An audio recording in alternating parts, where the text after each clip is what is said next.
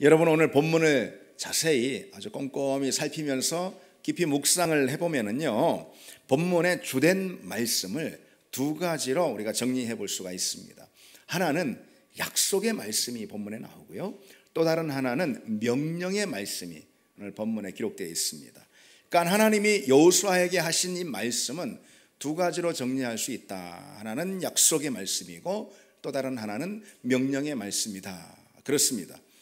그리고요, 이 약속과 명령이라는 키워드 안에서요, 하나님이 여호수아에게 요구하시는 믿음이 있습니다. 그것이 오늘 본문에 드러나 있어요. 바로 돌파하는 믿음이다, 이렇게 한마디로 좀 말해 볼 수 있습니다. 돌파하는 믿음.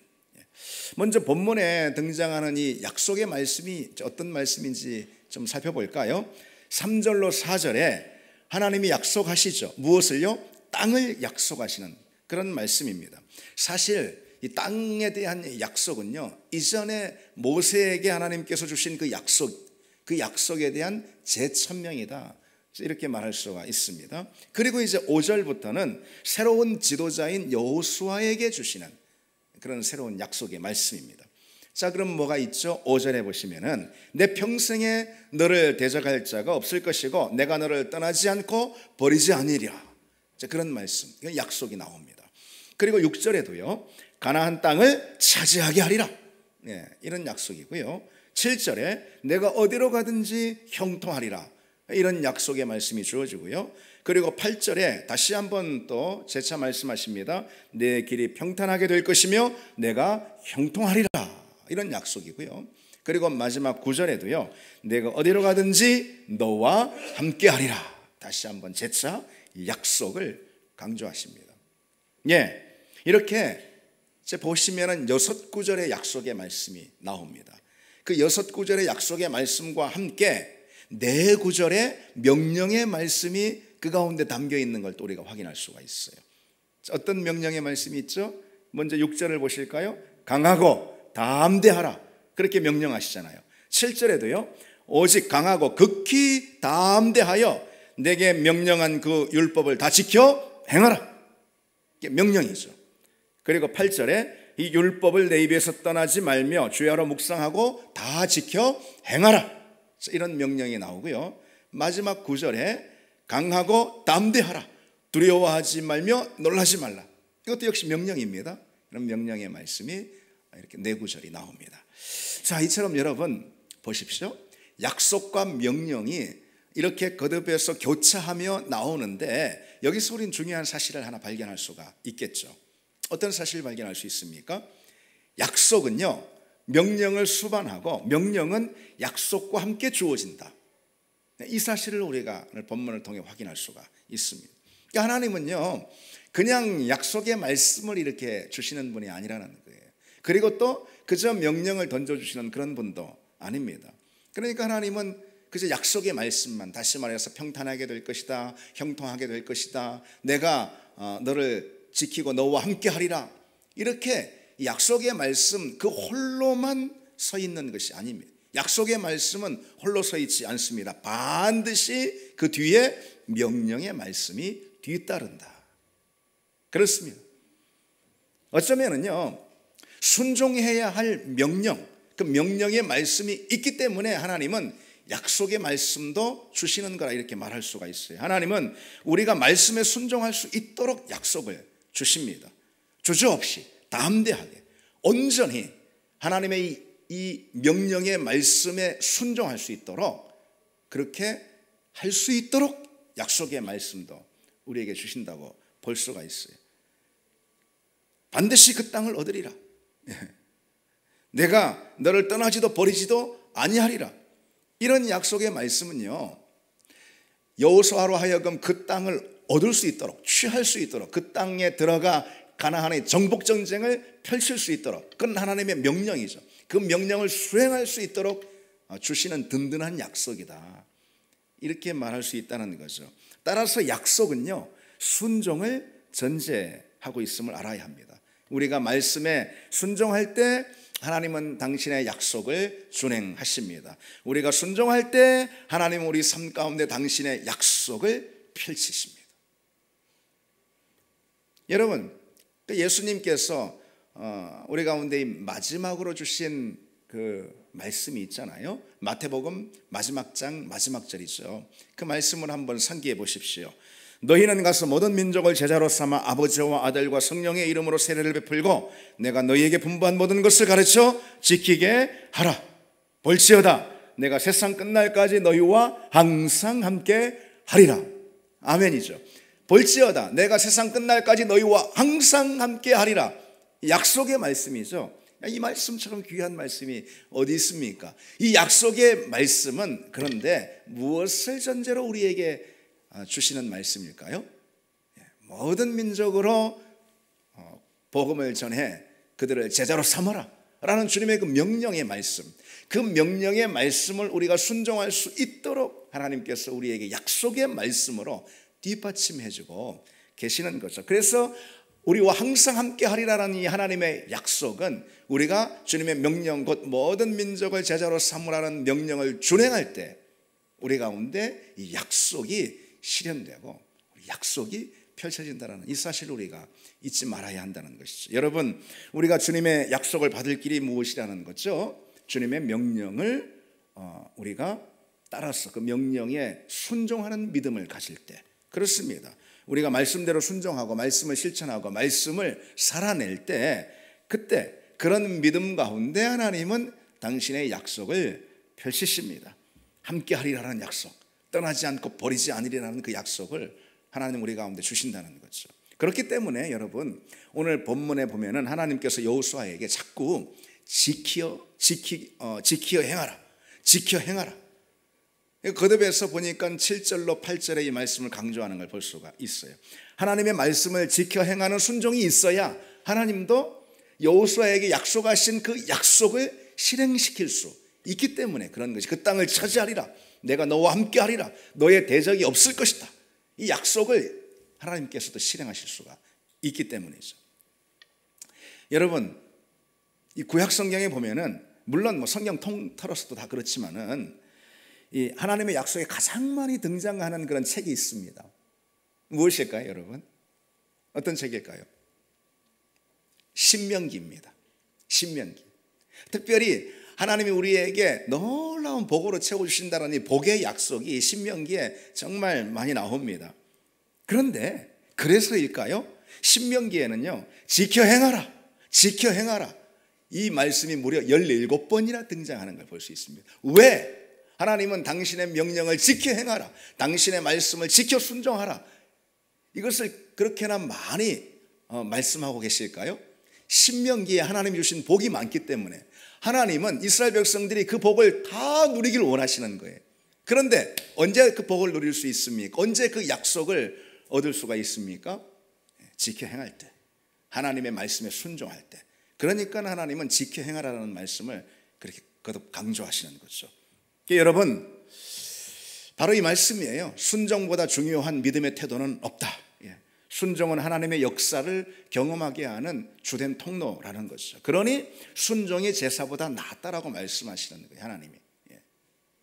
하나님은 순종을 억지로 원해서가 아니고 순종이 있을 때 하나님의 약속, 하나님의 은혜와 복의 약속이 우리 가운데 주어지기 때문에 순종이 제사보다 낫다라고도 말씀을 하시는 겁니다. 그래서 우리가 집중해야 할 일은 오직 말씀에 순종하는 일입니다. 여호수아를 한번 보십시오. 그 땅을 차지하는 일, 이건 하나님의 약속이잖아요. 그 약속에 관해서는 이거는 하나님의 몫이에요. 여호수아의 몫이 아닙니다. 여호수아의 몫은 다만 순종에 있어. 다시 말해서 하나님의 명령의 말씀이 있죠. 여호수아의 몫은 다만 그것에 있습니다. 그 땅을 차지할 수 있을지, 뭐 그 과정에서 대적을 다 물리칠 수 있을지, 그 과정에서 형통함을 얻을 수 있을지, 이것은 여호수아의 몫이 아니에요. 이건 하나님의 몫입니다. 우리 역시 마찬가지라는 거죠. 그래서 우리는 우리의 몫만 생각하면 됩니다. 우리의 몫은 뭐죠? 순종입니다. 순종. 하나님의 명령에 순종하는 그 순종의 믿음, 그것입니다. 그래서 믿음이라는 것은요, 다시 말해 믿음의 사람은요, 내가 할 수 있을지 할 수 없을지 그것을 자꾸 계산하고 그것을 생각하는 사람이 아닙니다. 그걸 묻지 않습니다. 왜? 그거는 하나님의 몫이기 때문에 그런 거예요. 믿음은 내가 해야 하는지에 대해서만 묻습니다. 이 말씀이 과연 내가 순종해야 하는 말씀인가? 이 말씀이 과연 하나님께서 내게 주시는 명령인가? 믿음은 다만 그것만 묻습니다. 곧 순종에만 집중한다, 이런 뜻입니다. 때로 우리가 순종해야 될 하나님의 말씀 가운데는 우리에게 너무 버겁고 또 어느 건 불가능해 보이기까지 하는 그런 일들도 있을 수 있습니다. 그럼에도 하나님이 우리에게 주신 명령이라면, 말씀이라면 어떻게 됩니까? 우리의 몫은 순종하는 것에 있는 거예요. 그걸 순종할 수 있을까? 그거 아니에요. 다만 순종하는 것에 우리의 몫이 있습니다. 그러다가 당연히 하나님이 우리에게 명령하시고 우리에게 말씀하시는 그 말씀이 버겁고 불가능한 것들도 있을 수 있기 때문에 어떤 장벽을 만나고 문제를 만나고 순종의 과정 가운데 어려움을 만날 수 있습니다. 물론 그렇습니다. 그럴 때 어떻게 하는 겁니까? 그러면은 기도에 무릎을 꿇는 것입니다. 죽기 살기로 기도하는 것입니다. 그게 곧 믿음이에요. 하나님의 역사는 언제나 그와 같은 순종의 믿음을 통해서 우리에게 일어나는 법입니다. 우리의 믿음이요, 그처럼 순종의 믿음이 될 때요, 그건 분명 장벽을 돌파하는 그런 역사가 일어납니다. 여호수아서는 바로 그 사실을 아주 실감나게 우리에게 보여주는 책이죠. 그러고 보면은 여호수아서의 여호수아가 하나님의 말씀에 순종하잖아요. 어렵고 버겁고 불가능한 일들도 순종하잖아요. 말씀 그대로. 그러니까 돌파하는 역사가 일어나요. 그게 여호수아서가 우리에게 참 실감나게 보여주는 그런 하나님의 역사들, 하나님의 이야기들입니다. 그러고 보면은 이 순종의 믿음은 돌파하는 믿음이다, 우리 이 사실을 여기서 알 수가 있습니다. 하나님께서 여호수아에게 주문하신 믿음은 따라서 다른 믿음이 아니라 돌파하는 믿음이다, 그 사실을 우리가 확인할 수가 있는 거죠. 그래서 여러분, 오늘 이 시간에는 우리가 믿음 시리즈를 좀 보고 있는데, 마지막 믿음 시리즈로 돌파하는 믿음에 대해서 좀 말씀을 나눠보려고 합니다. 지금 여러분, 여호수아의 상황을 한번 머리로 그려보십시오. 가나안 땅을 앞에 두고, 지금 바로 코앞에 두고 들어가지 못하고 여기에 계속 머물 수는 없잖아요. 그렇죠? 40년을 지금 광야를 지나서 여기 코앞에 왔는데, 지금 가나안에 철병거가 있고 어마어마한 성들이 있다 해가지고선 여기 그냥 머무를 수는 없는 것이죠. 우회할 길 물론 없습니다. 뒤로 물러설 수 없습니다. 물론 광야로 다시 돌아갈 수는 더더욱 없습니다. 직면해야 합니다. 돌파해야 하는 것이죠. 그것이 지금 여호수아에게 닥친 상황입니다. 그렇게 직면하고 돌파하면은, 그러면은 믿음의 그 위력을 경험할 것이다라는 것이 지금 하나님의 약속 아닙니까? 바로 그 말씀이에요. 그런 면에서 믿음은 돌파력이다, 그렇게 표현해 볼 수도 있습니다. 보면 5절을 보십시오. 내 평생에 너를 능히 대적할 자가 없으리라 그랬습니다. 여러분, 이것이 무슨 말씀일까요? 내 평생에 대적 하나도 만나지 않을 거야. 내 평생에 대적이 하나도 나타나지 않을 거야. 그런 말씀입니까? 아니죠. 내 평생에 너를 능히 대적할 자가 없다라는 그런 말씀이에요. 왜? 하나님이 함께 하시기 때문에 그렇다라는 것이죠. 여러분, 여호수아 앞에 앞으로 대적들이 무수히 나타날 거예요. 여호수아서가 우리에게 보여주고 있는 내용 아니겠습니까? 여호수아는요, 앞으로 정복전쟁 수행하는 가운데 정말 치열한 전쟁을 수행하고, 그리고 또 어마어마한 대적들을 무수히 많이 만나고 그들과 많은 전투, 많은 씨름들, 많은 싸움들을 이제 하게 될 것입니다. 그러나 여호수아를 이길 대적은 없을 것이다. 왜? 하나님이 여호수아의 손을 들고 여호수아로 하여금 이기게 하실 것이기 때문에. 바로 그것을 경험하는 믿음이 이제 돌파하는 믿음인 것이죠. 그러기에 하나님은 여호수아에게 오늘 거듭해서 뭐라고 말씀하시죠? 강하고 담대하라. 강하고 담대하라. 본문에만 강하고 담대하라는 말씀이 3번이나 연거푸 등장하고 있어요. 아무 대적도 없는 환경이면은 뭐 강하고 담대할 필요가 뭐 있겠습니까? 지금 뭐 돌파할 이유가 없는 그런 거라면은 뭐로 뭐 강하고 담대할 필요가 있겠습니까? 하나님께서 여호수아에게 돌파하는 믿음을 주문하고 계시기 때문에 여호수아에게 강하고 담대하라. 그렇게 준비시키는 것이죠. 그렇게 믿음을 준비시키는 것입니다. 그리고 여러분 또 보시면은 오늘 본문에 두려워하지 말면 놀라지 말라라고 또 말씀하시잖아요. 특히 여기서 이 놀라지 말라에서 이 놀라다라는 말은요, 마음이 깨져서 산산이 흩어지다, 그런 뜻이 있습니다. 너무 놀라서 그만 마음이 다 깨지고 부서져서 산산이 흩어져 털썩 주저앉는, 그래서 완전히 낙심하게 되는 그런 상황을 가리켜서 이 놀라다라는 거죠. 내 마음으로는 다 감당할 수 없어가지고 그 정도로 두렵고 무서운 상대를 만나게 될 거라는 거예요. 그렇지 않습니까? 이후에 그 정도로 두렵고 무서운 상대를 만날 수 있기 때문에 놀라지 말라. 그러기에 여호수아에게 돌파하는 믿음을 주문하고 계시는 거죠. 그건 여러분 오늘 우리에게도 역시 마찬가지입니다. 하나님은 우리에게 내 평생에 너를 대적할 자가 없을 것이라 라고 약속해 주시는 분이에요.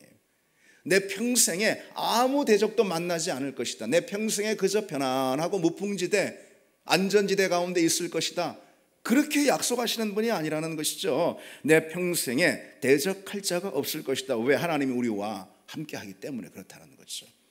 우리 앞에 언제나 믿음의 대적들, 인생의 장벽들이 있습니다. 그러니까 하나님은 강하고 담대하라, 두려워하지 말고 놀라지 말라, 나만 믿어라, 이렇게 말씀하시는, 그렇기 때문에 이렇게 말씀하시는 거죠. 우리 앞에 언제나 믿음의 대적들, 인생의 장벽들을 우리가 만나게 될 것입니다. 믿음을 넘어뜨리는 환경들이 얼마나 많이 있겠습니까? 때로는 마음이 산산이 깨져서 흩어져 버리는, 그렇게 낙심이 되는 두려운 상황도 우리가 만나게 될 거예요. 그런 상황 가운데 여전히 말씀을 붙들고 우리 믿음을 진행할 수 있느냐? 그게 중요할 뿐이죠. 그런 상황에서 여전히 말씀을 붙들고 우리가 순종해야 한다는 것이죠. 그러기에 하나님은 무엇을 요구하시고 있는 거죠? 돌파하는 믿음, 돌파하는 믿음을 우리에게 요구하시는 겁니다. 자, 그러면은 여러분, 돌파하는 믿음이 어떤 믿음일까? 그래서 이 시간에는 그 돌파하는 믿음은 어떤 믿음인지에 대해서 좀 두 가지만 요약해서 좀 생각을 해보려고 합니다. 자, 첫 번째로 이 돌파하는 믿음은 이렇게 말할 수 있습니다. 다시 말해서 계산하지 않는 믿음이다. 돌파하는 믿음은 계산을 뛰어넘는 믿음이다, 이렇게 표현할 수가 있습니다. 오늘 본문을 보시면은요, 하나님께서 뭐라고 말씀하시냐면은 오직 강하고 극히 담대하여 우로나 좌로나 치우치지 말라. 좌로나 우로나 치우치지 말라, 그렇게 말씀하시죠. 이 말씀이 어떤 뜻이냐면은 여호수아에게 어떤 계산도 내가 용납하지 않겠다. 너 걸음에 대해서, 너 삶에 대해서, 가나안 땅 들어가는 것에 대해서 뭐 이러고 저러고 계산하는 그 어떤 계산도 난 용납하지 않는다라는 그런 말씀이에요. 좌로나 우로나 치우치지 말라, 그 말씀입니다. 하나님은 여호수아가 참모들 불러 모아놓고 앉아가지고 우리가 가나안 땅을 차지할 수 있을지, 저 많은 성벽들을 부술 수 있을지, 우리가 결국에는 이 전쟁에서 이길 수 있을지, 그런 것들을 서로 머리를 맞대고 고민하며 계산하는 것을 원치 않으셨다는 거죠.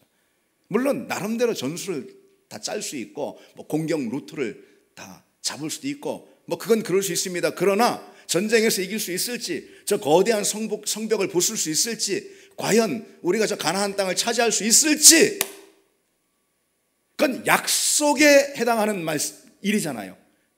그러니 약속에 해당하는 그 일에 대해서는 여호수아가 무엇을 왈가왈부하거나 아니면 그걸 계산하거나 하지 말라는 그런 말씀이라는 거죠. 여러분, 계산한다고 답이 나오겠습니까? 그리고 답이 나온다 쳐도 그 답이 말씀에 순종하도록 하는 그런 답이 되겠습니까? 계산으로는 안 되는 것이죠. 무엇보다 믿음을 고려하지 않는 모든 계산은 다 빗나간 것이다. 하나님을 개입시키지 않는 계산, 그것은 다 쓸데없는 계산이 되는 거죠. 여러분, 우리가 뭔가를 계산할 때 무엇으로 합니까? 당연히 우리 머리로 하는 거죠. 그러니까 다시 말해서 우리의 생각이나 우리의 경험으로다가 계산을 하는 것입니다. 그러니까 내 자신의 생각과 경험으로. 그런데 여러분, 하나님의 일은 어떻죠?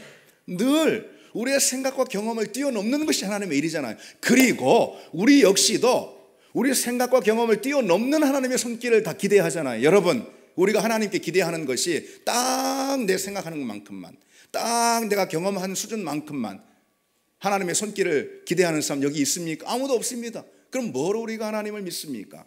우리가 하나님께 기대하는 것이 우리의 생각과 경험을 뛰어넘기 때문에 우리는 하나님께 나아가고 하나님의 말씀에 순종하는 것이죠. 그렇습니다. 하나님은 어떤 일을 하시는가? 항상 우리의 생각과 경험을 뛰어넘는 일을 하신다. 홍해를 가르시고, 그리고 여리고성을 무너뜨리시고, 그리고 가나안 정복을 하시게 하는 그런 역사 있죠. 그런 역사는 여호수아가 생각과 경험으로 계산할 수 없는 것이죠. 특히 그래서 생각이 너무 많으면 안 된다는 것을 이 시간 좀 강조하고 싶습니다. 생각이 많으면요, 믿음이 역사할 자리가 그만큼 줄어드는 법입니다. 여러분 그거 아십니까? 물론 전혀 생각 없이 살라 그런 뜻은 아닙니다. 생각하고 계산하는 능력을 누가 주셨습니까? 하나님이 주신 거예요. 우리 창조주 하나님이 우리에게 머리를 주신 거잖아요. 그렇습니다. 생각도 필요하다 이 말이에요. 그러나 우리의 문제는 여러분 무엇일까요? 우리의 문제는요, 생각 없는 믿음의 위험보다는 믿음 없는 생각의 함정에 훨씬 더 자주 빠진다는 거. 이것이 우리의 문제 아니겠습니까, 여러분? 그렇지 않나요? 사실 이 대목에서 저도 제 자신을 좀 생각을 해볼 때 그것도 생각을 했어요. 난 참 생각이 많은 사람 같아요. 저도 무수히 생각을 하고요. 하루에도 얼마나 많이 5만 가지 생각을 다 하고, 어떤 일에 대해서 어떤 문제에 대해서 생각을 하게 될 때 그 생각을 거듭하고 생각에 생각을 더 쌓고 하루 종일 생각하고 생각하다가 지치고. 근데 제가 그런 사람이더라고요. 저도 보니까. 근데 그런 제 자신을 볼 때마다 그런 일들이 저에게도 많으니까 저는 그때마다 항상 성경의 이 대목을, 이 장면을 떠오릅니다. 어떤 장면을 떠올리냐면은 사무엘상 17장의 이 장면입니다. 여러분 사무엘상 17장에 그 유명한 다윗과 골리앗의 대결 장면이 나오잖아요. 근데 거기에 그것만 있는 게 아니고 거기 등장하는 사울이라는 왕도 있잖아요. 그러니까 사울 왕과 다윗이 그 앞에 놓인 골리앗이라는 그 문제를 대면하고선 이들이 갖는 태도가 아주 극명하게 대비되고 있어요. 어떻게 대비될까요? 다윗은요, 그 태도가 아주 단순하고 간결합니다. 어쨌든 성경을 보면은 그거 외엔 다른 건 보이지 않아요. 아주 단순하고 간결합니다. 무엇보다 자기가 계산하고 생각하고 판단하고 그런 거 없습니다. 믿음으로 해야 할 일이 무엇인가, 딱 그것만 생각해. 다윗은 다른 거 아무것도 없어요. 내가 믿음으로 반응해야 될 것, 내가 하나님 말씀에 응답해야 될 믿음이 무엇인가, 딱 그것만 생각하고 그리고 바로 행합니다. 그러니 골리앗에 대해서 이러고 저러고 많이 생각하고 계산하고 그러지 않습니다. 그냥 곧장 물맷돌 들고 나가잖아요. 그렇지 않습니까? 반면에 사울 왕은 어떻습니까? 사울은 그 머릿속이 너무 복잡해. 온갖 그냥 전술에 전투에 상황에 온갖 것을 다 그리고 있다 이 말이죠. 며칠째 앉아서 계산만 하고 있습니다. 사울은 무슨 대단히 복잡한 함수라도 푸는 것처럼 그렇게 골리앗을 연구하고 분석하고 계산하고 그러고 있습니다. 여러분 그 사무엘상 17장에 보면은요, 골리앗의 이 무장 상태에 대해서 굉장히 디테일하게 기록하고 있는 대목이 나오거든요. 다른 어느 전투의 상황에서도 어느 한 장수의 무장 상태에 대해서 그토록 그렇게 자세하게 기록하고 있는 대목은 성경에 없습니다. 근데 골리앗이 얼마나 큰지, 그 키가 얼마이고, 골리앗의 심지어 갑옷의 무게가 어떻게 되고, 그리고 심지어 골리앗이 들고 있는 창이 있는데 그 창 끝에 달린 창날 있잖아요. 그 창날의 무게가 또 어떻게 되고, 얼마나 꼼꼼하게 이 성경이 다 기록하고 있는지 몰라요. 그런데 가만 생각하면은요, 그처럼 성경이 아주 디테일하게 이 골리앗의 무장에 대해서 묘사를 하는 그 기록은요, 분명 골리앗에 대해서 몇 날 며칠 계산을 더한 사울의 분석에 의존한 건 아닐까. 이게 성경의 그 기록이 말이죠. 그런 생각을 해봅니다. 그러나 다윗은 어떻습니까?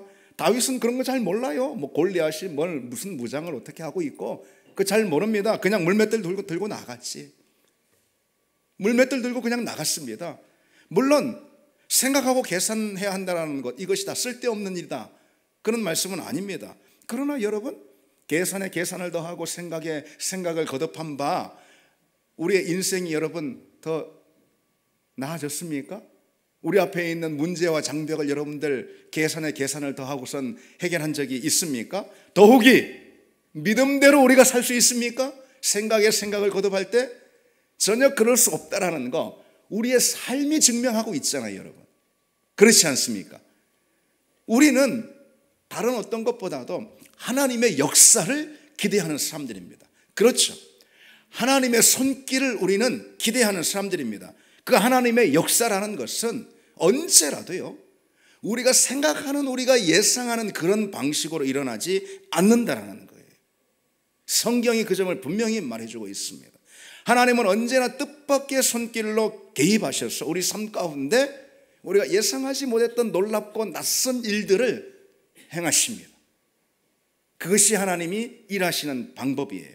따라서 우리는 계산기를 치우고 하나님을 의지하는 것, 그것이 주님이 우리에게 요구하시는 그런 믿음이고, 모든 것을 돌파하는 능력은 바로 그 믿음 가운데 있다는 이 사실을 여러분 우리가 기억하시길 바랍니다. 그리고 그와 같은 믿음을 위해서 필요한 게 있어요. 그냥 자기 생각으로는 아까 그 다윗을 생각해 보십시오. 그것은 너무나도 어리석은 짓이죠. 그것은 그냥 막말로 미친 짓이죠. 그렇게 무모한 사람이 어디 있어요? 그렇죠. 기도하지 않으니까 그렇게 너무나도 자연스러운 생각을 갖는, 인간적인 생각을. 그런데 우리가 기도하면은요, 돌파하는 믿음, 다윗과 같은 믿음이 우리에게 부어지게 돼 있습니다. 그래서 그런 믿음으로 생각하고 믿음으로 바라게 돼 있습니다. 기도하지 않으면 우리는 자꾸 뭘 하게 될까요? 말씀드렸잖아요. 생각을 자꾸 하게 됩니다. 기도하지 않으면 생각이 자꾸 파고듭니다. 기도해야 할 문제인데도 자꾸 생각을 하고 있다 이 말이죠. 결국 생각이 나를 온통 지배하게 되어 있습니다. 생각이 그리고 좋을 대로 움직일 수밖에 없는, 왜? 생각이 나를 온통 점령했으니까. 그러니까 생각이 나를 움직입니다. 모든 패착이 바로 거기에 있다, 이 사실을 알아야 합니다. 믿음만이 열 수 있는 문을 어떻게 우리 생각이 열 수가 있겠습니까? 어떻게 우리 계산이 열 수가 있겠습니까? 여러분, 우리가 기억합시다. 기도하면 믿음이 생깁니다. 돌파할 수 있는 믿음이 생긴다. 하나님의 역사를 경험할 수 있는 믿음이 생긴다. 그렇습니다. 계속 기도하면은 여러분, 마치 뭉게구름이 피어오르듯 우리 안에 믿음이 자꾸 생깁니다. 여러분, 그렇습니다. 여러분 해보십시오.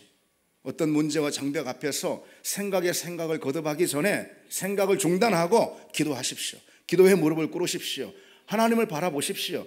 그러면은 하나님으로부터 우리에게 오는 믿음이 자꾸 우리에게 싹트게 됩니다. 그리고 점점 커지게 됩니다. 우리는 여러분, 그 믿음이 오기까지 절대로 움직이지 말아야 합니다. 여러분, 믿음이 오기까지 움직이지 마시기 바랍니다. 믿음이 오면은 움직이십시오. 믿음이 오면은 모든 걸 다 돌파할 수가 있습니다. 그러니 믿음이 생기기까지 믿음을 가져오는 것은 기도라고 했죠. 기도해야지 됩니다. 기도하면 믿음이 일어납니다. 거짓말같이 믿음이 일어납니다. 정말 앞이 캄캄하고 답답해서 아무것도 안 보이는 그런 상황 같아 보여도 기도하면 어느 순간 하늘이 열리듯이 믿음의 눈이 열리고 하나님의 손길이 보이고 믿음이 일어나게 됩니다. 그런 모든 것을 돌파할 수가 있습니다. 여러분, 하나님의 역사를 기대하시죠? 하나님의 손길과 그분의 기적을 우리 모두가 기대하는 줄 믿습니다. 그러면은 우리가 기도하고 기도를 통해 돌파하는 믿음을 갖는 여러분 되기를 바랍니다. 두 번째로, 지금 돌파하는 믿음이 무엇인가 좀 보고 있습니다. 그것은요, 스스로 한계를 지우지 않는 믿음이라고 할 수 있습니다. 돌파하는 믿음은요, 여기까지 할 수 있어. 딱 여기까지야. 그렇게 스스로 한계를 정하지 않는다라는 것이죠. 만약 여호수아가 그렇게 했다면은, 저 딱 여기까지, 모압 평지 여기까지입니다. 요단 동편 여기까지입니다. 만약 그렇게 스스로 한계를 정했다면 절대로 가나안을 얻지는 못했을 것입니다. 믿음은 하나님이 말씀하시는 그 자리까지 내 순종과 기도와 헌신을 하나님이 말씀하시는 그 자리까지 확장하는 게 바로 믿음입니다. 오늘 본문을 보시면 하나님께서 레바논에서부터 대해까지, 이건 상상도 할 수 없는 거죠. 다 너희에게 주리라, 그 모든 땅을. 그랬습니다. 그렇게 말씀하시면은 힘이 없더라도, 부족하더라도, 그게 정말 뭐 말도 안 되는 그런 것 같아 보여도 거기까지 순종을 확장하는 것, 여러분, 이것이 곧 돌파하는 믿음입니다. 나는 여기까지만 나아갈 수 있습니다. 그건 믿음이 아닌 거죠.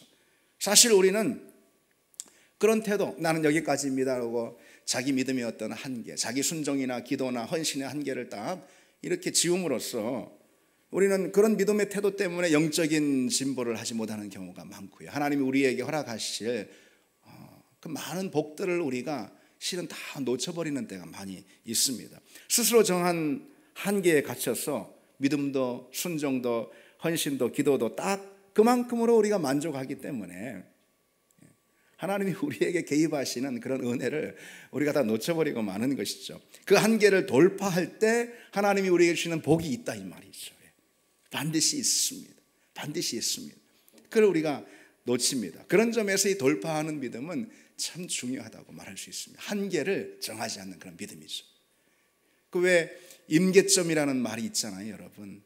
임계점이라는 것은 이제 어떤 그 물질의 성질이 딱 바뀌는 그 순간의 어떤 온도나 압력을 가리켜서 이제 또 그리고 그 지점을 가리켜서 임계점이라고 그렇게 말합니다. 예를 들어서 물은 100도씨에 끓잖아요. 99도 이렇게 돼도 물은 끓지 않잖아요. 바로 그 100도가 이제 임계점인 것이죠. 그 100도에 딱 이르면은 99도에서도 그런 현상이 없었는데 갑자기 물이 수증기로 이렇게 바뀌지 않습니까? 그리고 또 이런 현상도 좀 생각해 볼 수 있습니다. 물을 왜 이 컵에다가 부으면은요, 신기하게도 이렇게 쫄쫄쫄 부으면 신기하게도 이 컵 위로 뿔쑥 올라와 가지고요, 컵의 높이보다 더 많이 이제 물이 올라오는 것을 볼 수가 있습니다. 마치 컵 위로 이렇게 부풀어 오르듯이 물이 이렇게 차오르는데 넘치진 않아요. 컵보다 높이, 조금 높이. 그렇잖아요, 여러분. 이게 이제 물의 표면 장력 때문에 그렇다고 그럽니다. 그런데 이제 거기다가 있잖아요, 끝까지 차올라는 이제 뿔쑥 올랐는데 거기다가 마지막 한 방울 똑 그러면은 그 표면 장력이 일순간에 착 무너지면서 한 방울만 흘러버리는 게 아니고 그냥 그보다 더 많이 주르르 이제 물이 흘러버리지 않습니까?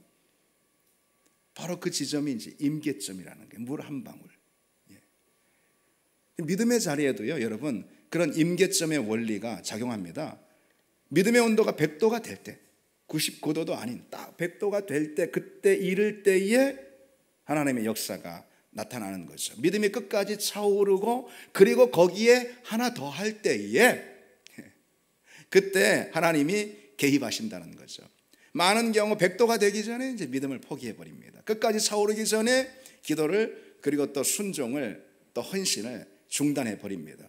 그러니 우리는 많이 기도한 것 같고 많이 애쓴 것 같아요. 그러나 하나님의 역사는 전혀 우리가 만날 수가 없게 되는 거죠. 여러분, 이 여호수아서에서 여리고성 무너지는 장면 나오잖아요. 여러분 잘 아시죠? 여리고성이 어떻게 무너집니까? 하나님의 말씀대로 엿새 동안은 각각 한 바퀴씩 이렇게 돌고 마지막 7째 날은 7번 돕니다. 그래서 다 도합 13바퀴를 그렇게 돌게끔 하나님이 명령을 하시거든요. 그렇습니다. 근데 그 엿새 동안 어떻게 했어요? 매일 한 바퀴 이렇게 돌았잖아요. 그런데 첫째 날, 둘째 날, 이튿날, 그 다음 날 계속 한 바퀴 돌 때 여리고성 어땠습니까? 그만하 가지 않았습니다. 꿈쩍도 하지 않았어요, 여리고성. 엿새를 그렇게 다 돌도록 뭐 금이 갈 기미도 보이지 않고 심지어 7째 날 6바퀴까지 다 채워도 여리고성은 꿈쩍도 하지 않았잖아요. 마지막 7번째를 돌 때 그때 한꺼번에 우르르 여리고성이 무너지지 않습니까? 그렇죠.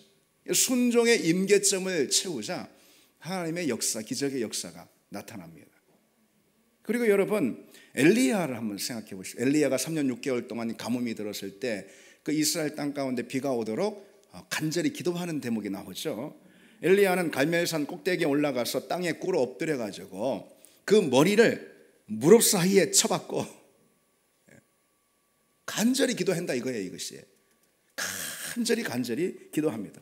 얼굴을 무릎 사이에 파묻고 이렇게 드리는 기도가 뭘 의미하는 거예요? 얼마나 간절히 기도하는 건지 몰라요. 이것이 마치 그렇게 기도할 때 여러분 상상을 해보십시오. 목에 혈관이 그냥 막 터질랑 말랑 할 정도로, 그리고 배의 창자가 끊어질 정도로 그렇게 간절히 기도했다 이 말이죠.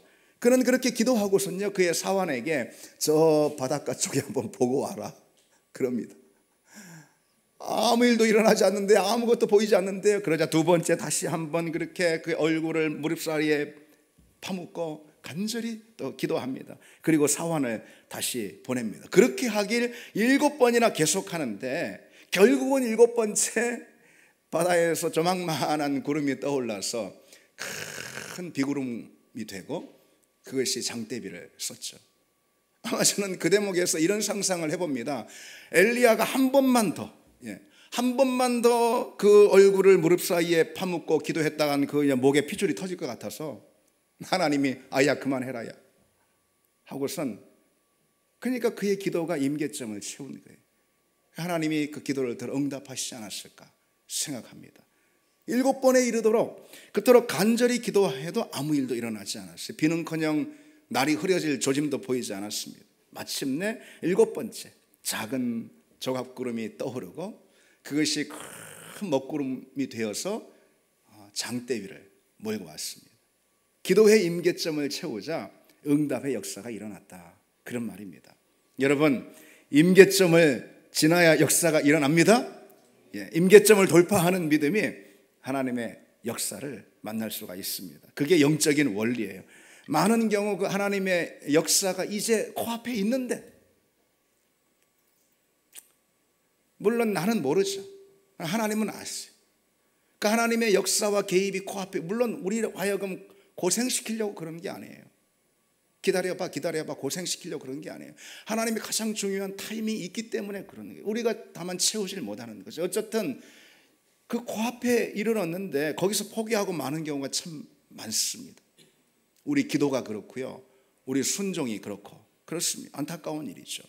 끝까지 하지 않는 기도가 응답을 얻지 못하는 것은요, 아예 시작도 하지 않은 기도가 그런 것과 매 한 가지라는 점을 여러분 기억해야 합니다. 중도에 포기하는 순종이 하나님의 역사를 만나지 못하는 것 역시, 시도조차 하지 않은 순종이 그러한 것과 역시 다름없다라는 거 여러분 우리가 기억하시고 끝까지 기도하고 끝까지 순종하는 우리가 되기를 바랍니다. 믿음의 자리에서 여러분 임계점을 돌파하기 바랍니다.